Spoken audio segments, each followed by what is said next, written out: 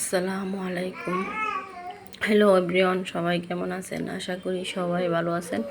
আলহামদুলিল্লাহ, আমরাও সবাই ভালো আছি। সুস্থতা আল্লাহর সবচেয়ে বড় নিয়ামত। যারা সুস্থ আছেন তারা আল্লাহর কাছে শুকরিয়া আদায় করবেন। আজকে সবাই ডিম পিঠা খেতে চাইলো একটু ঝাল ঝাল করে, তাই আমি ওইভাবে বানিয়ে নিলাম। ডিম পিঠা তো অনেকভাবেই বানানো যায়, তাই ঝাল ঝাল করে এইভাবে বানিয়ে নিলাম। আপনারাও বাসায় ট্রাই করতে পারেন, বিশেষ করে যাদের বাসায় বাচ্চারা আছে।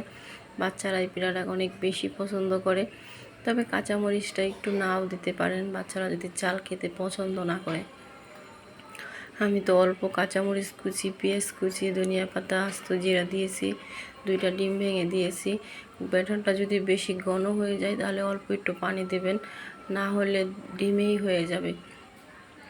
আটা দিয়ে সুন্দর করে ব্যাটারটা করে তারপর আমরা তেলের পিঠা যেভাবে ভেজে নিই সেইভাবেই ভেজে নিলাম, একটু লালচে লালচে করে। খেতে যে কি মজা হয় কি করে বলবো আপনাদের। সবাই বাসায় একটু ট্রাই করবেন। আমি নতুন, আমাকে একটু সাপোর্ট করবেন।